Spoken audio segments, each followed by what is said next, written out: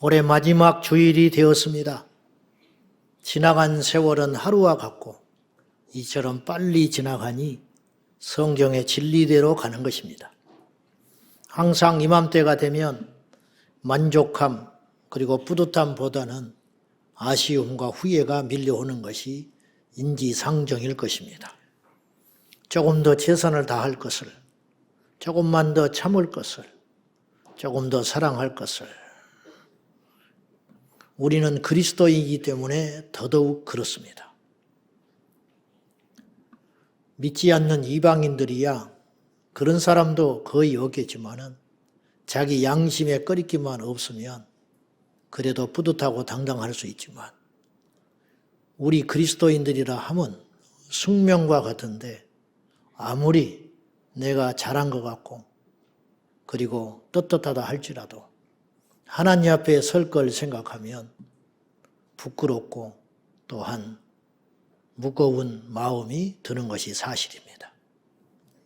당연히 내 것을 취했음에도 불구하고 부끄럽고 당연히 할 말을 했음에도 불구하고 죄송스럽고 당연히 내 권리를 주장했음에도 불구하고 하나님 앞에 큰 죄를 지은 듯한 그런 마음이 드는 것은 정상적인 그리스도인의 숙명과도 같을 것입니다. 그로 인하여 오는 자책력 그리고 고통 그것은 훨씬 더 큰 것입니다. 올해 마지막 이 주일을 지내면서 본문의 말씀을 통하여 올 한 해를 잘 비추어 보며 내년 다가오는 2025년에는 더 나은 한 해, 더 알찬 한 해를 맞이하는 저와 여러분이 되기를 축원합니다.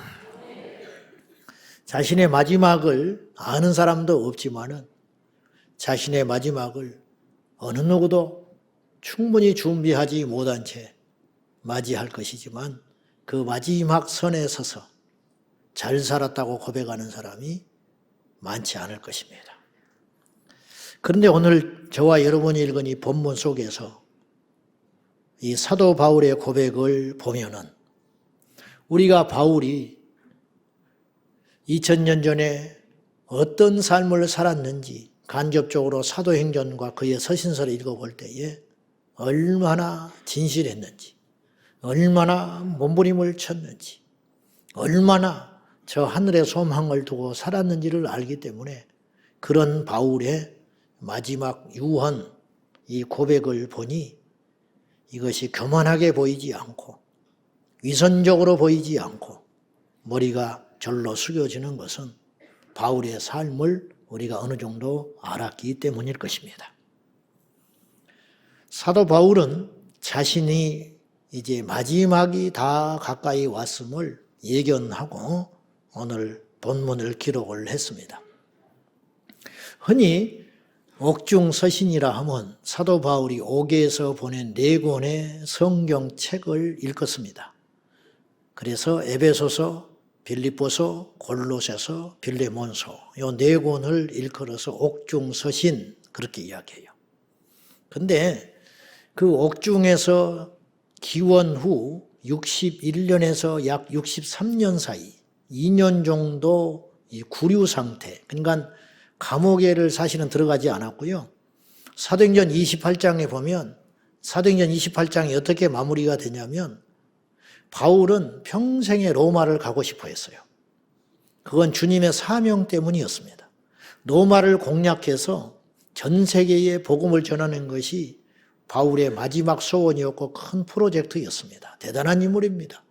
그래서 혹자는 말하기를 예수님은 구원을 이루셨고 사도 바울은 기독교를 완성했다. 그런 말이 나올 정도로 큰 인물입니다. 그래서 이제 전 세계 중심이 된 로마에 가서 복음을 전하여 그로 인하여 전 세계 복음이 전하게 되는 것이 사도 바울의 큰 그림이었습니다. 그런데 하나님이 좀처럼 길을 열어주질 않으셨어요. 그래서 기도하는 중에 마침내 그의 기도가 응답되어서 제수의 몸으로 압송되어 로마에 들어갑니다. 비록 제수의 몸이었지만 사도 바울의 심장은 뛰고 있었을 것이라고 봐요. 그래서 바울이 이제 로마에 압송되어 가택 연금 상태에서 2년을 지내면서 본인은 나갈 수 없지만 자기에게 찾아오는 사람들에게 자신 있게 두려움 없이 거침없이 예수 그리스도를 증거하는 장면을 우리가 사도행전 28장에 봅니다. 그때 2년여간의 가택연금 상태에 있을 때 사실은 에베소서를 비롯한 4권의 서신서를 보낸 것입니다. 그러면 이 디모데후서도 엄밀히 따지면 진정한 옥중 서신이에요. 그리고 나서 하나님의 뜻으로 말미암아 2년여 동안 잠시 풀려납니다. 그리고 자유롭게 복음을 전하다가 2번째로 감금이 됩니다. 그때는 진짜 감옥에 잡혀 들어갑니다. 그래서 로마의 돌 감옥, 지하, 칙칙하고 습한 그 지하에 착고가 채워진 상태로 사도 바울은 이제 그 상태에서 오늘 디모데 후서를 마지막으로 쓰고 있는 것입니다.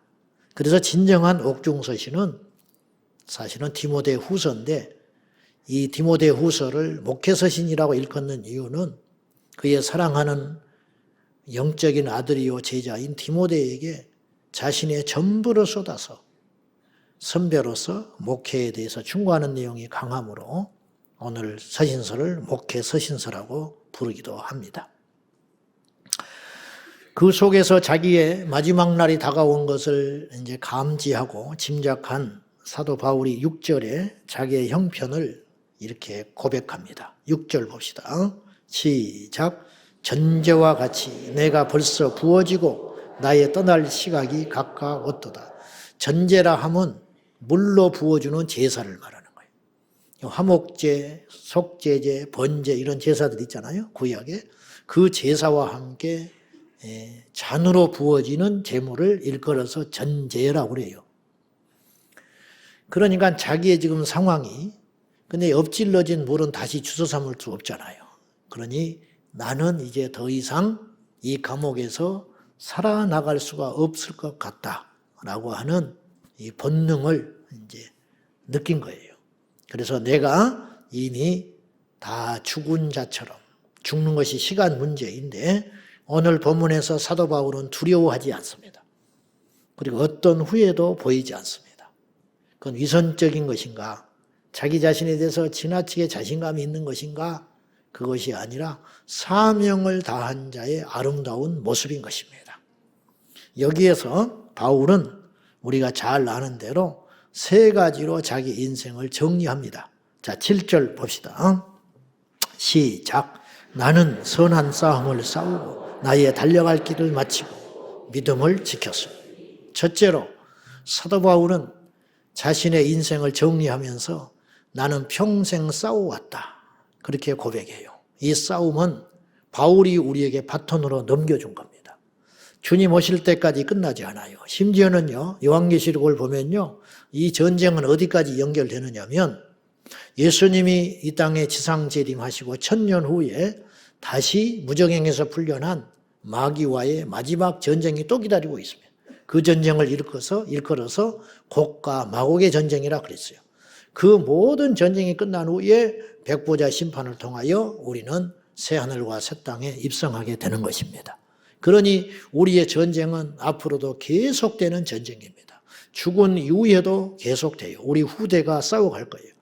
사도 바울은 이런 아름다운 전쟁을 마치고 하늘의 멸류관을 받고 천국에 입성했지만 우리에게 그 싸울 수 있는 전쟁의 유산을 물려주고 간 것입니다. 자, 아무튼 바울은 기가 막힌 표현을 썼는데 나는 평생 싸웠는데 어떤 싸움을 했느냐? 선한 싸움을 해왔다. 여러분, 싸운다는 말과 선하다라는 말은 도무지 같이 갈 수 있는 단어가 아닙니다. 왜냐? 싸우는 것 자체가 해서는 안 되는 일이고 악한 일이거든요. 근데 성경에만 이 말이 존재하는 거예요. 선한 싸움. 이게 바로 우리의 상태입니다. 바울은 평생 악한 싸움이 아니라 선한 싸움을 해왔다는 거예요. 선하기만 해도 안 돼요. 싸우기만 해도 안 돼요. 선한 목적으로 싸우라. 선한 동기로 싸우라. 선한 무기로 싸우라. 그리고 바울이 몸소 자기가 어떻게 싸우는 것이 선한 싸움인지를 보여줬습니다. 바울은 사람과 다툰 적이 없습니다. 바울은 분쟁을 일으키지도 않았습니다. 바울은 자신의 이득과 욕심을 위해서 이기심을 발휘하여 누군가를 무너뜨리려고 하는 사람이 아니었습니다. 예전에는 그런 사람이었지요. 그러나 주님을 알고 그 깊은 세계를 경험한 후에 바울은 도무지 악한 싸움은 해보지 않는 사람이었다는 거예요. 여러분, 우리가 절대 해서는 안 되는 싸움이 어떤 싸움인지 아세요? 육의 싸움이에요. 형제 간의 싸움인 것입니다. 그런데 현실을 보면 예수 안에서 형제 자매가 되었다고 하면서 우리끼리 싸웁니다. 김 집사는 이 집사하고 싸우고 이 집사는 박 집사하고 싸웁니다. 그러니 마귀만 좋은 일 생긴 것이죠. 세상에서도 제일 해서는 안 되는 싸움, 세상에 비웃음을 사는 싸움이 어떤 싸움이냐면 같은 형제끼리의 싸움이에요. 종종 언론에 시끄럽게 오르내리는 사람들이 있지 않습니까? 형제 간에 재산을 놓고 싸우게. 그리고 누구 하나가 이길 거 아니에요? 그럼 평생 원수 되는 거예요. 시골에 밭대기 몇천만 원짜리 몇백만 원짜리 하나 놓고도 형제 간에 으르렁거려 가지고 평생 원수가 돼 가지고 명절 때 가보지도 않고 의절하고 사는 사람이 이 세상에는 한둘이 아니올시다. 여러분, 그러한 정신 나간 싸움을 하지 말라는 거예요. 예수 안에서 우리끼리 악한 동기를 가지고 이기려고 싸우지 말라는 거예요. 정의 싸우려거든 선한 싸움을 하거라. 제일 이해될 수 없는 싸움, 제일 바보 같은 싸움, 형제끼리 피차 물고 뜯으면 다 망한다고 성경은 이야기하고 있습니다. 같은 민족끼리 싸웁니다. 외국에 나가면 한 민족끼리 뒤통수를 치고 사기를 칩니다. 외국 사람들이 사기를 쳐도 시원찮은 판인데 어떻게 자국민을 속이려고 하냐 이 말이에요. 어떻게 한 교회를 다니면서 으르렁거리고 서로 간에 파당을 짓고 분쟁을 일으키느냐 이 말입니다.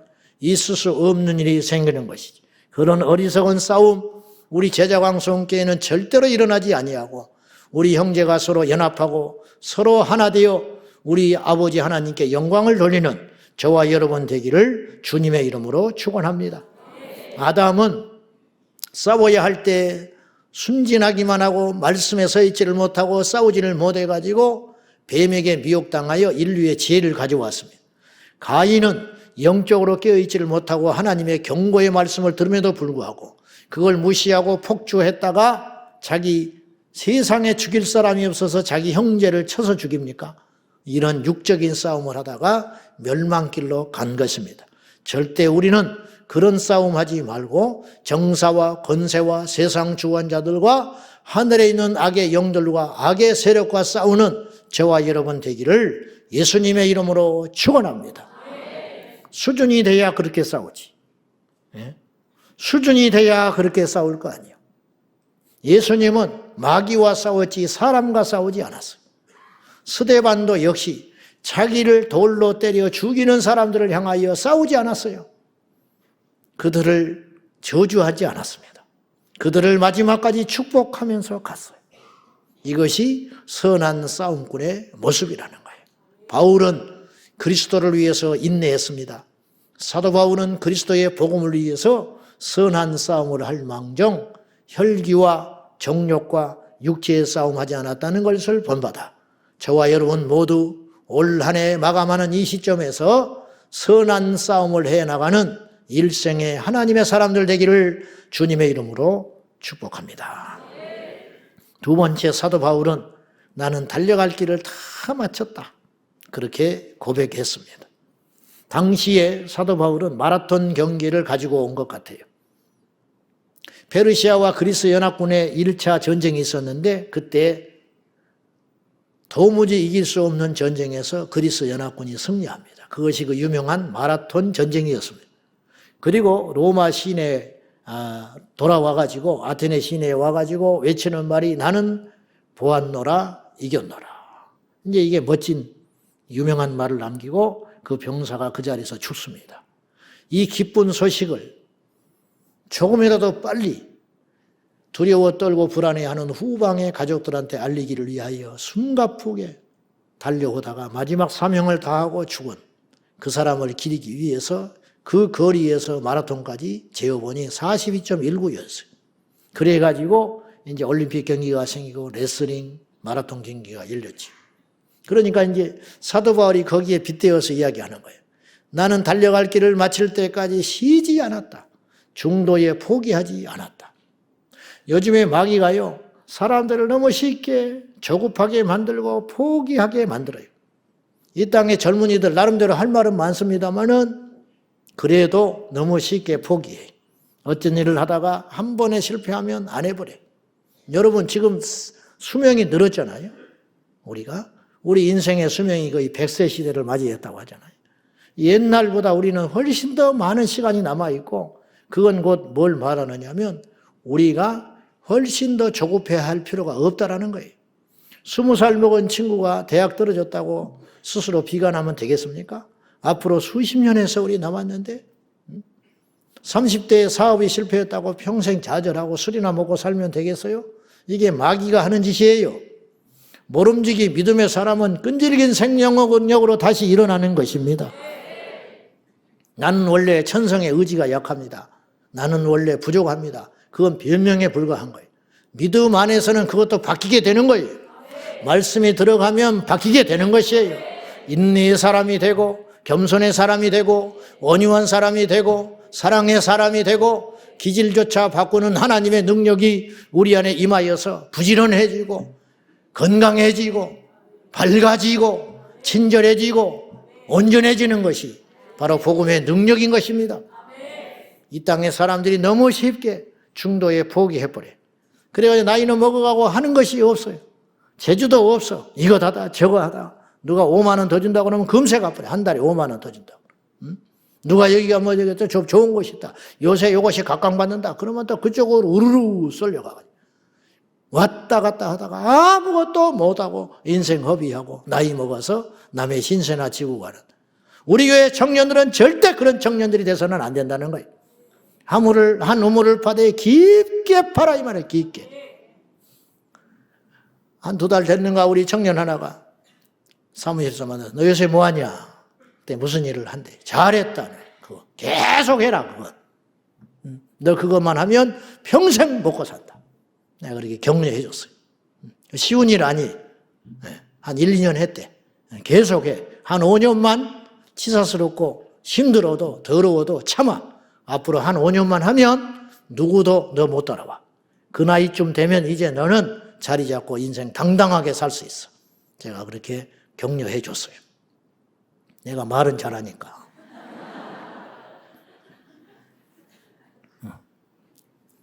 우리는 큰 일에 관심이 많지요. 대단한 일에 관심이 많아. 표나는 일에 관심이 많아. 주님도 그러실까요? 절대 그렇지 않아요. 주님은 무엇을 보시느냐? 우리 중심을 보신다. 최선을 다했는지, 어떤 마음으로 그 일을 하고 있는지. 그래서 그걸 충성이라 그랬어요. 죽도록 충성하라. 사역을 시작했으면 끝을 봐야지. 툭 하면 빠지고 안 한다 그러고 저 사람 때문에 안 하고 이래서 안 되고 저래서 안 되고 바빠서 못한다는 소리는 열의 9은 거짓말이야. 열의 하나는 진짜 바빠서 못할 수 있어요. 그러나 열의 9은 바빠서 못한다는 말은 포장된 말이고 그 속에는 이런 뜻이에요. 이 사람 때문에 못해. 희생하기 싫어서 못해.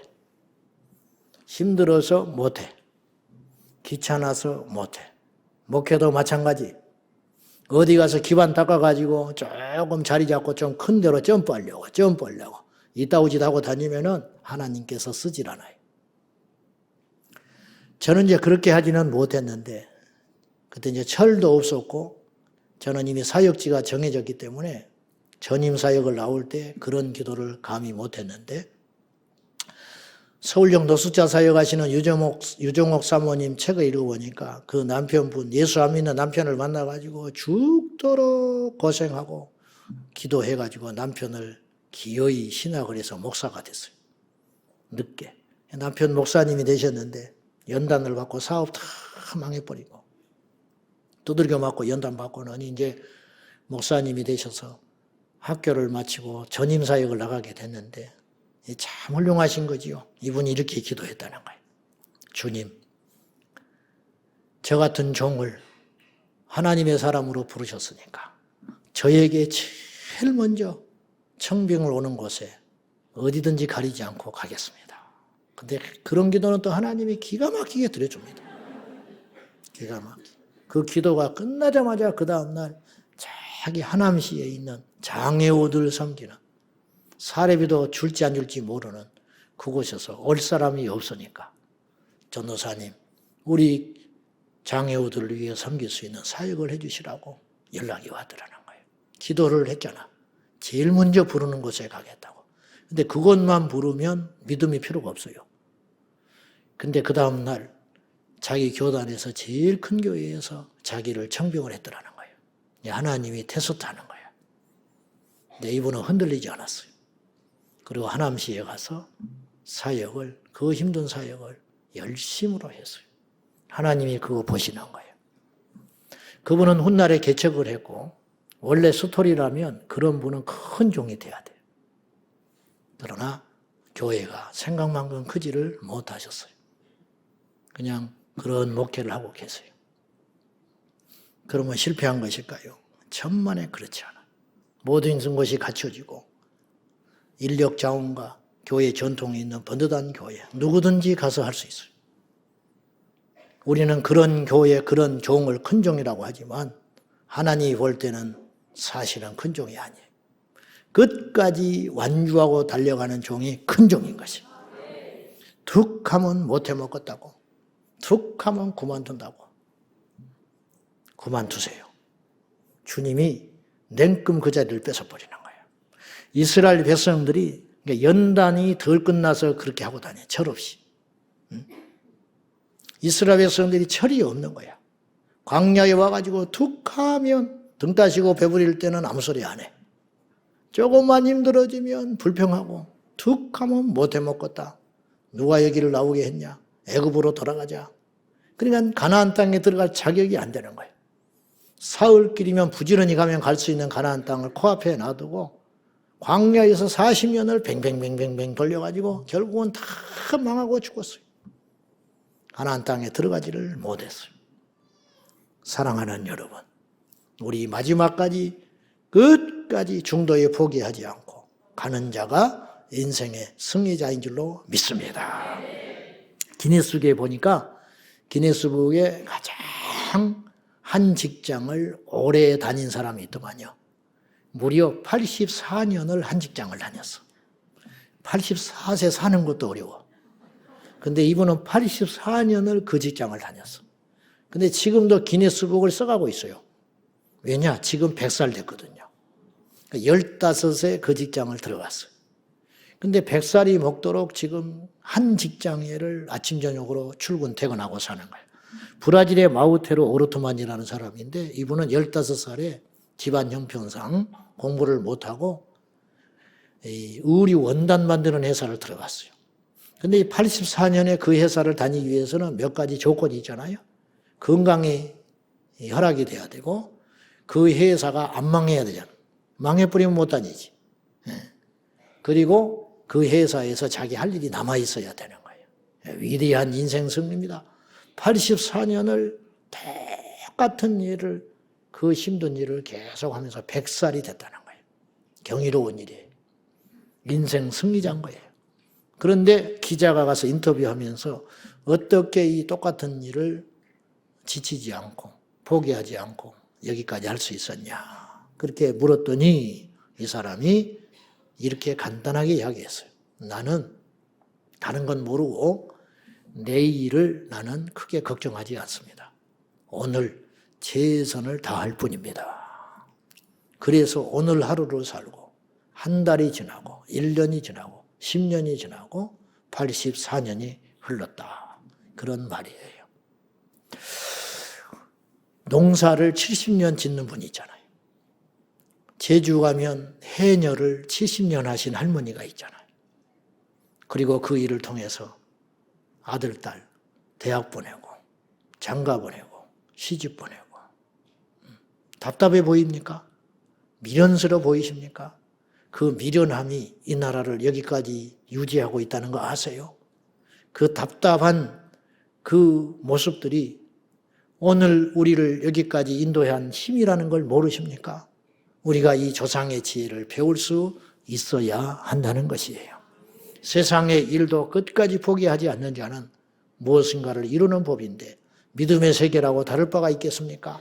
우리 모두 중도 탈락자, 중도 포기자 되지 말고 마지막까지 달려갈 길을 다 마쳐 생명의 면류관, 마라톤 우승자에게 월계수로 만든 면류관을 머리에게 씌워주는 것처럼 우리 주님이 우리의 머리 위에 생명의 면류관을 씌워주는 그날까지 어떤 상황에서도 포기하지 말고 끝까지 완주하는 저와 여러분 되기를 축원합니다.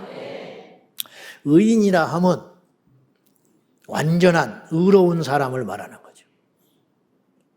악한 자라고 하는 것은 질이 아주 고약한 사람을 악인이라 그렇게 말하지요. 근데 성경에는 개념이 조금 달라요.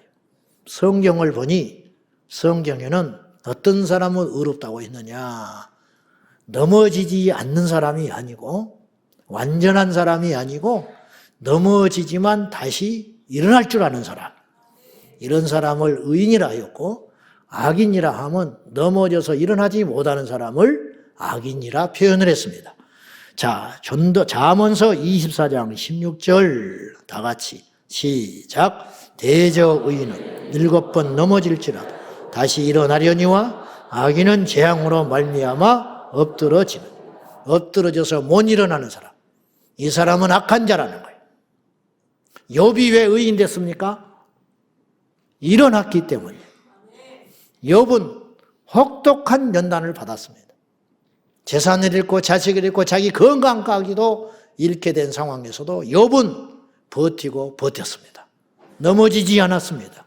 욥이 그때 엎드러져 버렸다면 욥의 일생에 있어서 클라이막스는 나중에 배의 축복을 받았다는 것이 아니고 진정한 그의 인생의 정점은 무너진 집터에서 자기 병든 몸을 끌고 기왓장으로 긁어대지만 그의 입술로도 하나님을 원망하지 않는 그 모습이 그의 믿음의 절정이었어요. 저는 거기에 내 자신을 대입해 봤어요. 내 스스로에게 질문을 해봤어요. 너는 그럴 수 있느냐? 대봐야 알겠더라고.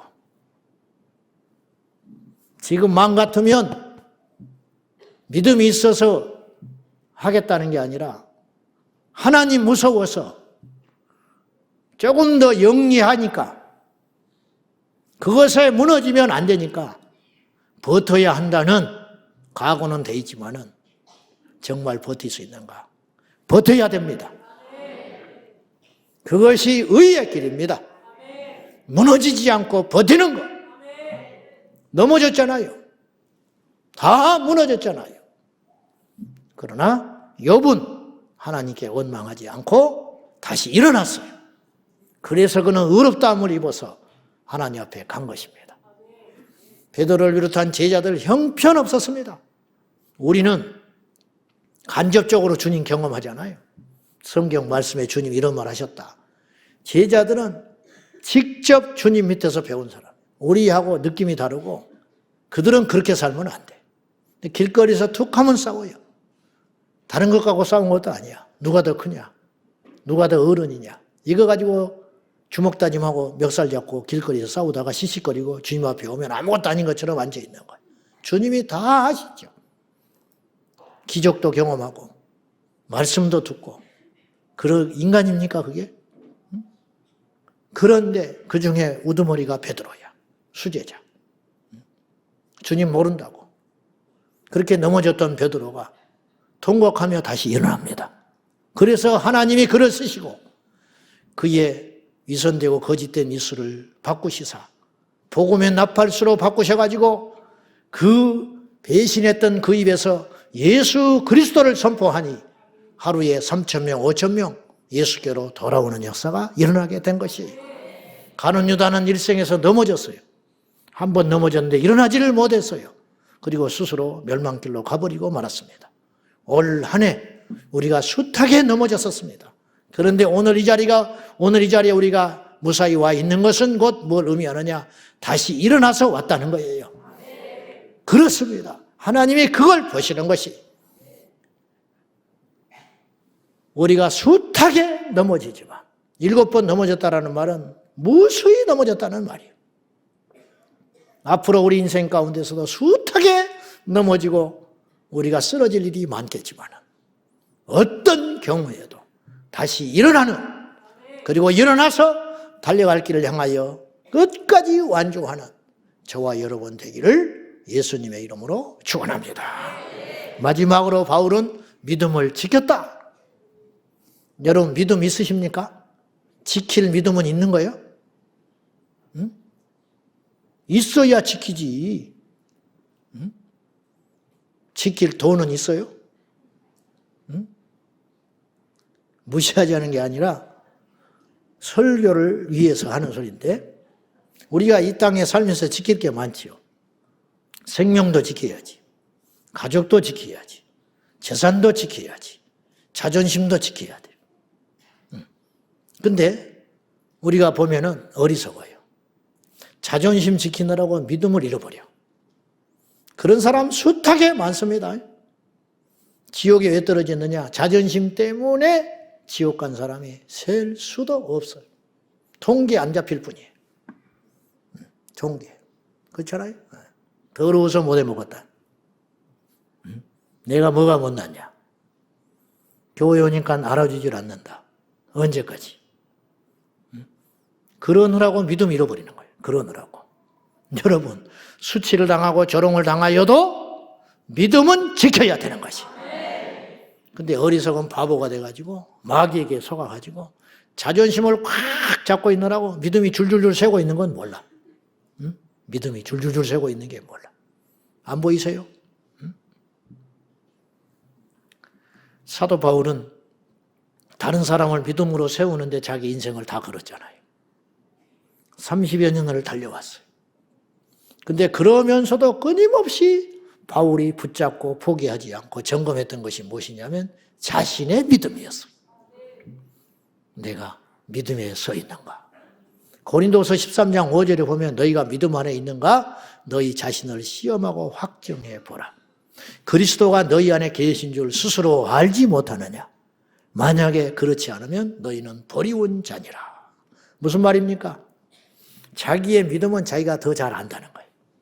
옆 사람이 어떻게 알아? 우리 속에 있는 믿음을 어떻게 압니까? 함부로 어떻게 말을 해요? 자기 자신은 정확히 안다 이거예요. 그러면 그 믿음의 잣대가 뭐냐? 너희 안에 그리스도가 계시느냐? 근데 이 말에 답을 못하는 거야. 왜? 내 안에 그리스도가 계시면 그렇게 말을 하겠냐 이 말이에요. 그리스도가 내 안에 있는데 사람만 둘이 있어도 그런 말을 안 하고 사는데 그리스도가 곁에 계신 것도 아니고 너희 안에 있는지 시험하고 확증해봐라. 증거를 보여보라는 거예요. 그리스도가 네 안에 있는지. 없냐? 혹은 모르겠느냐? 모른다는 건 없다는 거예요. 어떻게 내 안에 그리스도가 계시냐를 모를 수가 있어요. 몰라요? 응? 여러분 점심 드셨어 안 드셨어? 가르쳐줘요? 누가 가르쳐줘야 돼? 얼굴 보니까 밥 먹었구만? 아, 그래요? 난 안 먹은 줄 알았는데. 그런 사람 있어요? 응? 난 밥을 먹은 것 같은데 쪼르륵 소리가 나지? 먹었나 안 먹었나? 여보, 나 밥 먹었어 안 먹었어? 그 사람은 저기 가야 돼, 다른데. 내가 밥을 먹었는지 안 먹었는지를 옆 사람이 어떻게 압니까? 그래서 물어보잖아, 자꾸 밥 먹었냐고. 응? 물어보지 않아요? 밥 먹었냐? 응? 몰라. 그런 사람 하나도 없어요. 먹었으면 먹었고 안 먹었으면 안 먹은 거지. 그리스도가 계시는가? 말 좀 해봐. 당신 보기에 나 그리스도 있는 것 같아? 그런 바보가 어디가 있어. 있으면 있는 것이고 안 계시면 안 계시는 것이지. 근데 그런 말을 못한다는 거야.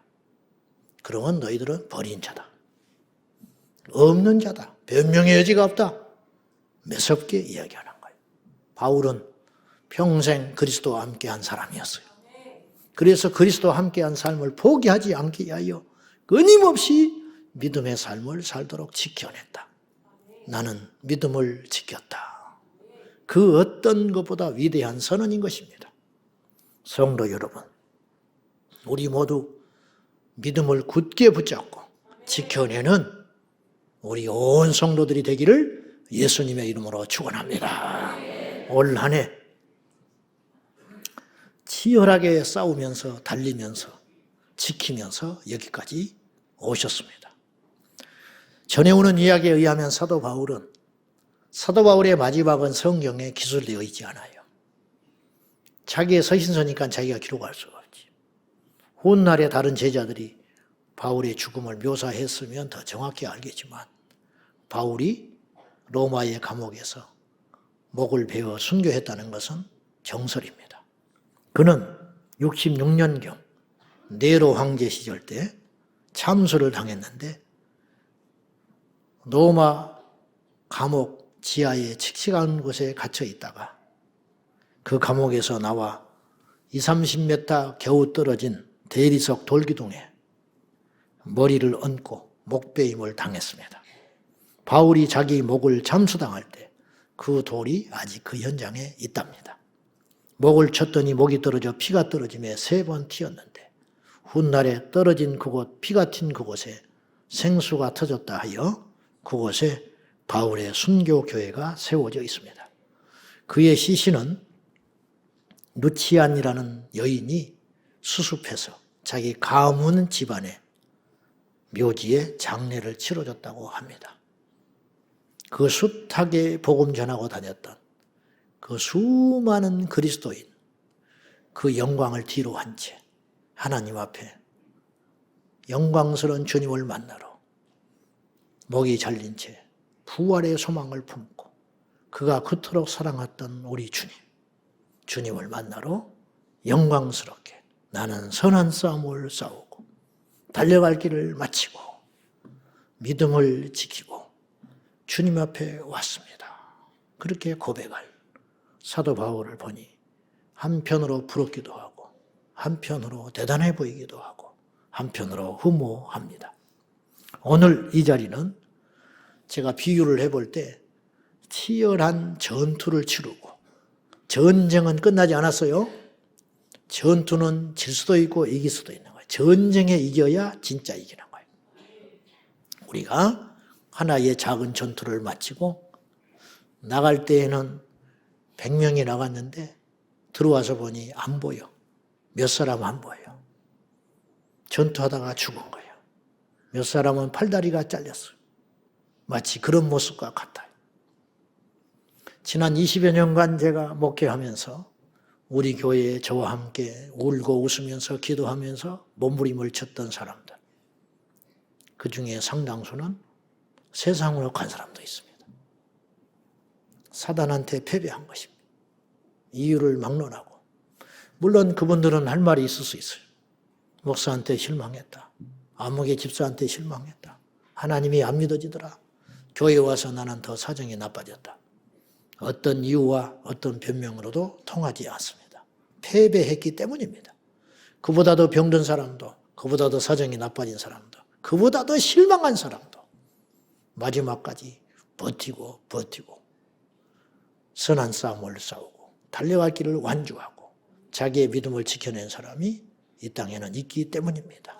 오늘 적어도 저와 여러분은 올 한 해 수없는 사탄의 불화살과 창과 우누사자처럼 물어뜯는 원수 마귀의 공격에도 하나님의 은혜로, 우리의 노력이 아니라 하나님의 보살핌과 은혜로 이기고 버티면서 여기까지 왔습니다.